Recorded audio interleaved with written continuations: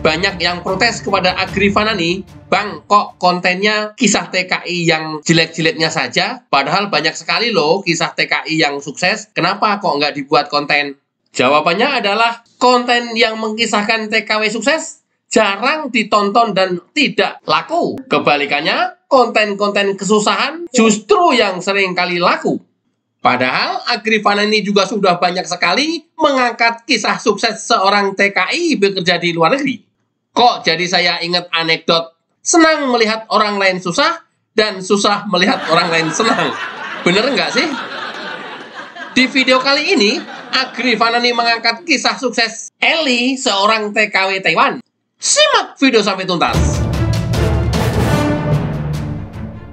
Siapa sangka menjadi TKW adalah jalan untuk Ellie mengubah perekonomian hidupnya dari seorang janda yang tidak punya apa-apa hingga kini memiliki banyak tanah di kampung halamannya.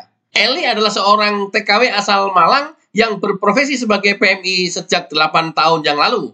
Keputusannya menjadi TKW ia ambil lantaran sang suami memutuskan menceraikannya bahkan ketika sang anak masih berusia 7 tahun. Sempat rasa kesal itu muncul seakan-akan sang suami hanya meninggalkan beban hidup untuk dirinya. Tapi rasa kesal dan penyesalan tersebut tentu tidak memberikan kemajuan apa-apa untuknya. Justru hanya akan menambah beban hidupnya. Untuk memenuhi kebutuhan sehari-hari, Ellie pun mencoba berbagai pekerjaan dari menjadi penjual pulsa, bekerja di warteg, hingga jasa cuci dan setrika tetangga di kampung halamannya. Namun, pekerjaan tersebut tidak pernah berhasil memenuhi kebutuhan hidupnya. Yang ada, ia harus menghutang kepada kerabat atau tetangga, belum lagi ketika sang anak sakit dan butuh biaya pengobatan yang tidak sedikit. Ellie semakin sedih dan kesal pada hidupnya. Rasanya Tuhan sungguh tidak adil padanya. Tidak berapa lama setelah kejadian sang anak sakit, Ellie mendapatkan tawaran dari kerabatnya untuk mencoba bekerja sebagai TKW di luar negeri. Rasa ragu sempat terlintas di benak Ellie.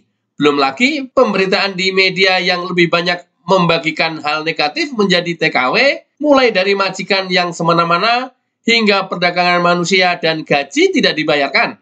Tapi bagaimana lagi sang anak butuh penghidupan yang lebih baik. Tidak tega rasanya bagi Ellie membayangkan sang anak akan berakhir seperti dirinya. Tidak bisa sekolah sampai perguruan tinggi, memiliki baju yang bagus dan bisa makan enak. Akhirnya berbekal harapan terhadap anak, Ellie memutuskan berangkat untuk menjadi TKW di luar negeri. Benar apa yang pernah Ellie duga, menjadi TKW ternyata butuh keberanian dan kesabaran yang ekstra kuat. Berbekal bahasa yang hanya sedikit ia pahami, tentu sering menjadi kesulitan untuk mengerti maunya majikan. Tak jarang ia salah memahami maksud majikan yang berakibat Ellie diomelin habis-habisan. Hal yang paling membekas di hati Ellie adalah ketika mengurus seorang lansia, ia tidak mengerti kemauan lansia tersebut. Akibatnya makanan yang sudah ia siapkan dilempar begitu saja ke wajahnya. Kaget tentu Ellie rasakan, tapi sayang ia masih butuh uang dari majikannya tersebut.